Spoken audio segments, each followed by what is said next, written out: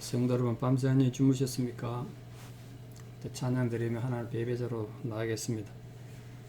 497장 예전 찬송 274장입니다. 오늘 본문에 맞춰서 주에서 넓은 사랑, 이 사랑 전하는 찬송하겠습니다. 497장입니다.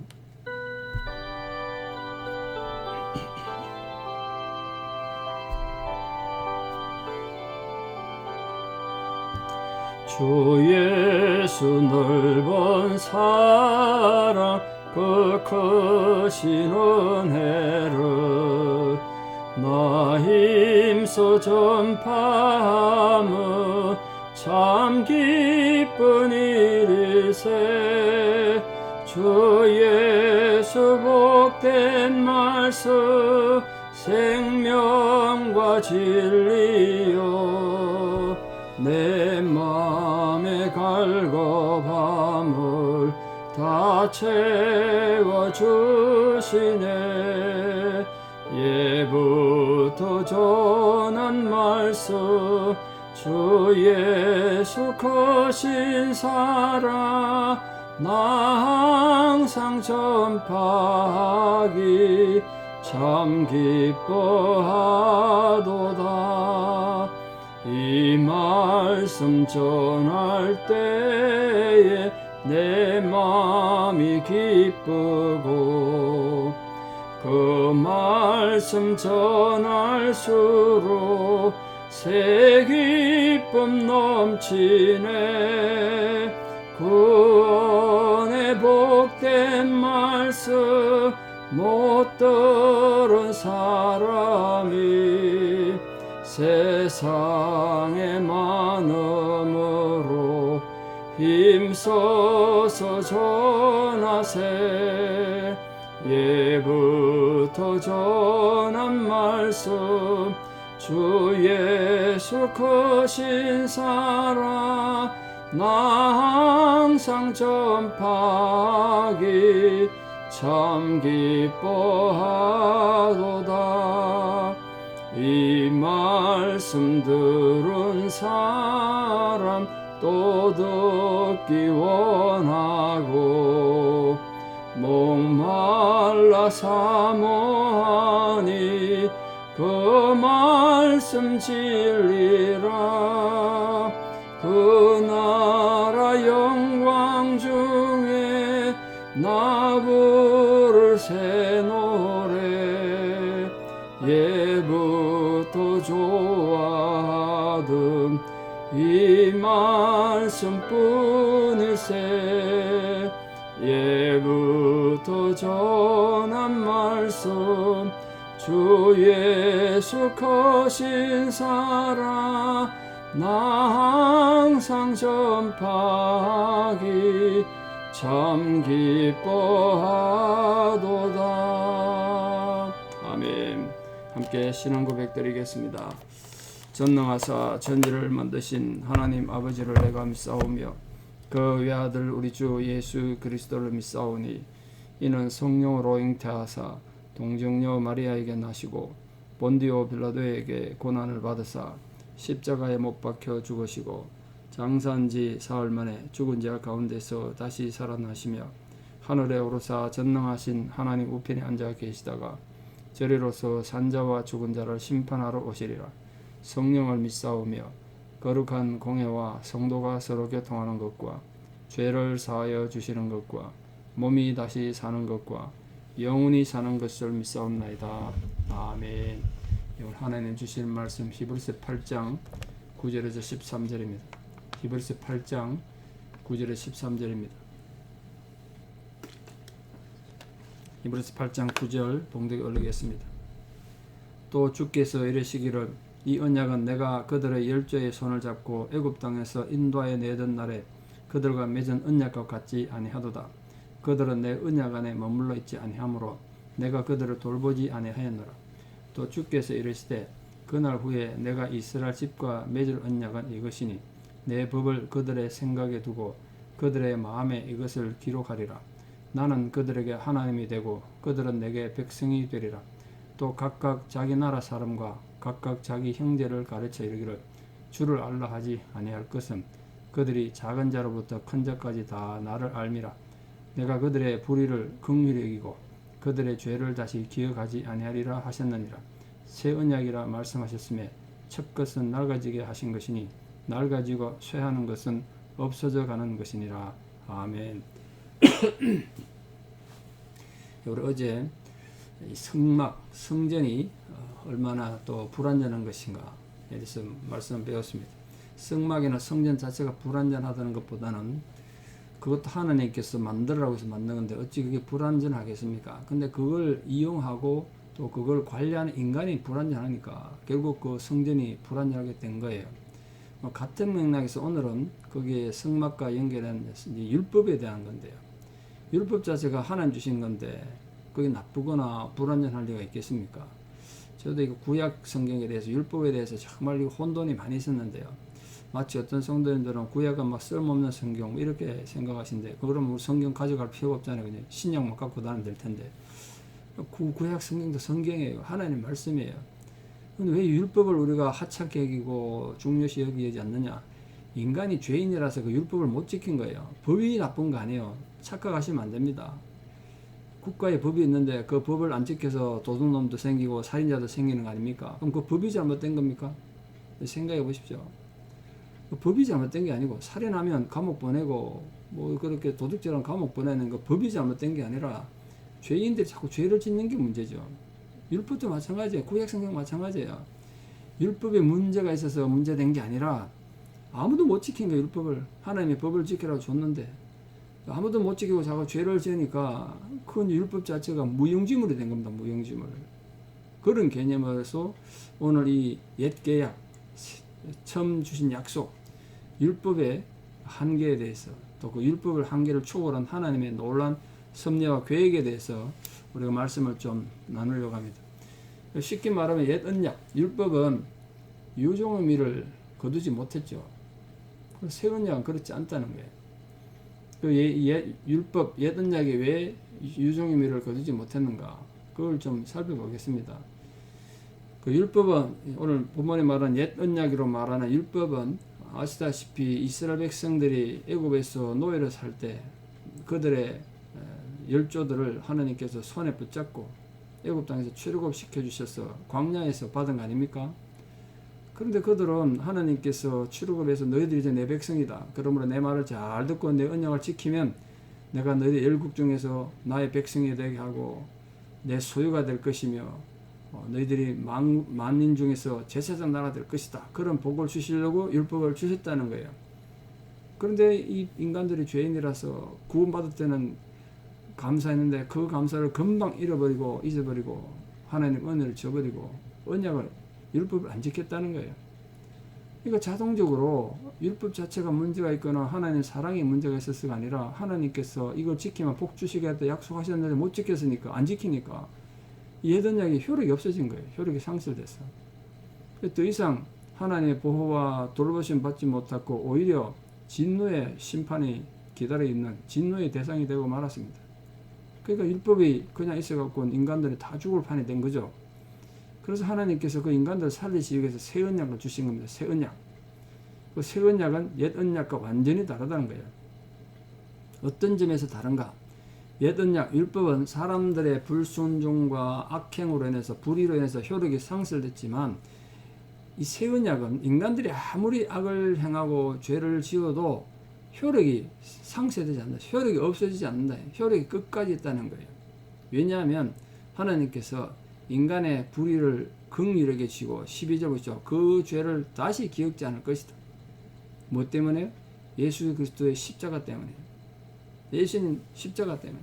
구약 같았으면 인간들이 죄를 지면 하늘에서 불이 내리더니 땅이 갈라져서 뭐 몇천명 몇만 명 죽을 텐데 하나님의 진노 때 십자가가 딱 막아서 아버지 내가 저대로 죽었습니다. 그럼 또 하나님 용서하시고 긍휼히 여기신다는 거예요. 그게 새 언약의 주요 골자예요. 하나님이 인간을 긍휼히 여기셔서 그 불의가 있지만 십자가 때문에 다시는 기억하지 않을 약속, 그 새 언약입니다. 새 언약. 그러니까 새 언약은 우리 영혼의 닷과 같아서 어떤 풍랑이 일고 힘들어서도 우리가 그게 흔들리지 않는 견고히 설 수 있는 그런 영혼의 닷줄이 된 거죠. 우리를 넉넉히 구원의 자리로 인도해 주실 것을 믿습니다. 그러니까 우리가 어떤 상황에서라도 우리에게 보장되어 있는 구원의 확실성에 대해서 결코 의심하지 않는 성도가 되기를 바로 확신을 가지고 주님 앞에 살아가기를 바랍니다. 우리가 몇 주 전에 봤던 6장에서 봤습니다. 한두 사람이 아니라 모든 교회 공동체가 모든 성도들이 동일한 부지런함을 가지고 그렇지 않습니까? 끝까지 소망의 풍성함에 이르러서 게으르지 않고 믿음과 오래 참음으로 말미암아서 아름다운 열매를 맺자 그렇게 배웠는데 그 말씀처럼 우리 모든 성도님들 힘들어 어려우시더라도 게으르지 않고 부지런하여서 끝까지 믿음과 오래 참음으로 하나님의 이 놀라운 소망의 약속을 이루어가고 하나님 약속하신 하늘의 복을 누리는 은혜가 있기를 진심으로 축원합니다. 10절 말씀 이어 보시면 이 하나님이 주신 그 새 언약의 특징이 몇 가지 있는데 이 새 언약과 옛 언약을 비교해서 뭐가 다르냐? 첫째, 이 새 언약은 인간의 내면에 주어진 것이고 내적인 힘을 준다는 데 있어서 이 새 언약이 옛 언약과 완전히 다른 거예요. 왜냐하면 옛날 언약, 율법은 인간 마음하고 관계없는 거잖아요. 바깥에 주어졌잖아요. 물론 하나님이 주신 건 사실인데 이게 돌판에 새겨진 거예요. 이건 나하고 관계없는 거예요. 안 느껴져 율법이. 하나님으로부터 온 거 다 알아요. 율법. 모세가 시내에서 받았으니까. 그러니까 그것이 하나님 법인지 몰라서가 아니라 알면서도 그걸 못 지키는 거예요. 못 지켜. 그래서 하나님께서 새 언약은 율법으로 준 게 아니에요. 돌에 새겨준 게 아니라 우리 마음에 새겼어요. 마음에. 그러니까 마음에 그 법이 새겨졌으니까 생각과 감정을 일으킬 때 영향을 주지 않겠습니까? 그러니까 우리 마음에 새겨진 율법 새 언약은 마음의 변화를 일으켜준다. 마음의 변화.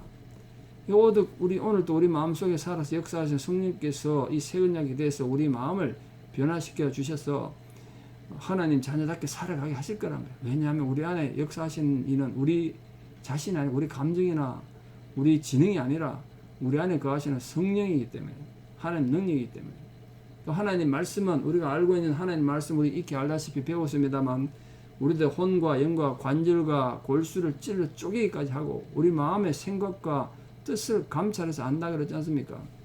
그게 새 언약이에요. 새 언약. 두 번째 새 언약의 특성은 그 우리에게 하나님 되신 그 하나님과 또 하나님 말씀하시는 그 대상이 되시는 내 백성이 될 그 백성들 우리들 말이죠. 그 하나님과 우리 사이에 긴밀한 관계가 형성됐다는 거예요. 물론 하나님께서 옛 언약을 체결할 때도 너희로 내 백성을 삼고 너희가 내게 대해 소유가 되고 내 백성이 될 것이다.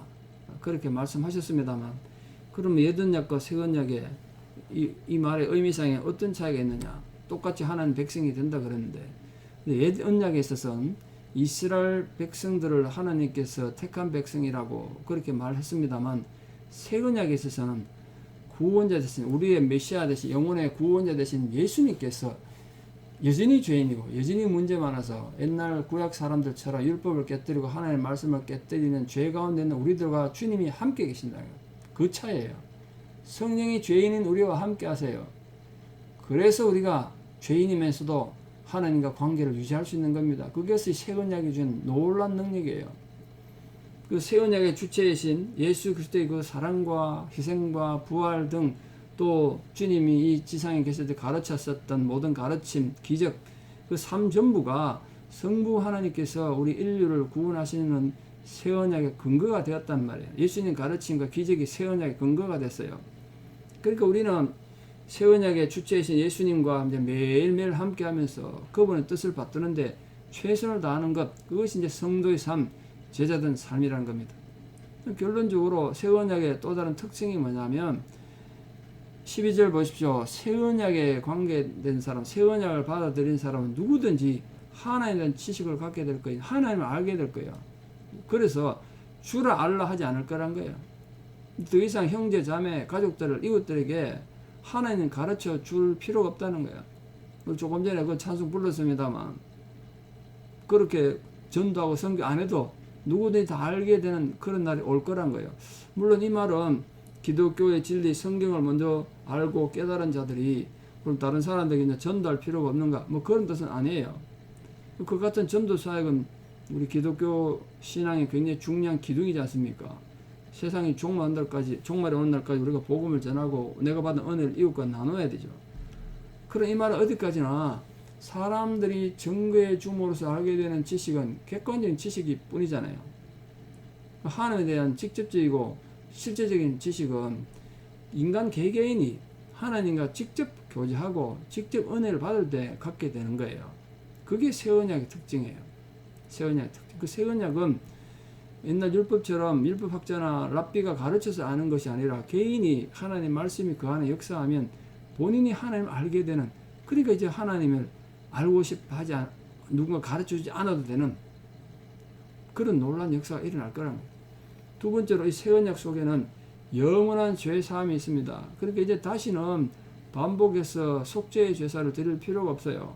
한번 회개하고 예수 믿으면 다시 제사 드릴 필요 없죠. 물론 우리가 사소한 잘못하면 또 계속 회개는 해야 됩니다만, 옛 언약 율법하에 있던 사람들은 자신들이 범죄할 때마다 제사장한테 가서 소 잡고 양 잡아서 머리 숙이고 피 뿌리면서 속죄 제사를 드려야 됐지 않습니까?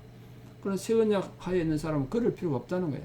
왜냐하면 새 언약의 중보자신 예수님께서 단번에 우리 모든 죄를 속해버리시고 제사를 드리셨기 때문에, 그래서 우리 죄를 다시 기억하지 않으신다. 하나님께서는 새 언약에 참여한 이 복음에 참여한 사람들의 죄를 다시 기억하지 않으신다는 게 놀라운 복음 아닙니까? 그러니까 이제 우리 다시 이 죄의 노예가 돼가지고 두려워하거나 절망하며 살 필요 없어요. 우리에게 필요한 건 우리가 범죄할 때마다 우리가 아무리 은혜를 받아 또 죄 짓지 않습니까? 그때 겸손히 하나님 앞에 가서 내 잘못을 인정하고 용서를 구하고 그 같은 죄를 다시 범하지 않으려고 노력함으로써 하나님 인도를 받고 격려를 받음으로 성도답게 살아가는 겁니다. 자, 그럼 이 새 언약은, 첫 언약은 우리에게 언제 새 언약이 됐느냐? 이게 오늘 본문이 예레미야서 13장에서 나오는 말씀인데요. 이 8절에 12절 내용이 전체 예레미야 내용이지 않습니까? 예레미야 31장 이하 말씀인데요. 자, 이 말씀이 우리에게 주어질 때, 즉 예레미야 당시의 생각을 좀 해야 되는데, 이 말씀이 예레미야 31장 말씀, 예레미야를 통해서 새 언약에 대해서 언급하셨다는 건 그때의 새 언약이란 첫 언약이, 즉 율법이 낡은 것이라는 걸 암시하는 거죠. 그러니까 이 첫 언약은 예레미야 당시부터 새 언약이 오실 때까지, 그 즉 메시아가 와서 이 새 언약으로 대체될 때까지 그 명맥을 유지하게 되겠죠. 그러니까 우리하고는 뭐 이미 관계가 없는 것입니다만, 그러나 그리스도께서 이 세상에 오심으로써 그 첫 언약은 그 기능을 이제 상실한 거예요. 예레미야 때는 아직 옛 언약 때니까 옛 언약이 아직은 유지가 되고 있었지만 새 언약이 오면 바뀔 거라 그랬는데 아직 그때 당시 새 언약이 안 왔지 않습니까? 근데 우리는 예수님 오셔서 새 언약이 왔기 때문에 새 언약의 영향을 받는 거죠. 그 예수님의 이 사역은 첫 언약, 그 옛날의 율법을 완전히 새 것으로 바꿔 놓았다는 거예요. 그러니까 이제 모든 불완전하고 의심스러운 것도 다 지나가고 우리는 예수 그리스도를 통해서 확실한 구원과 하나님의 사랑을 알고 하나님과 화해하게 됐다는 거예요.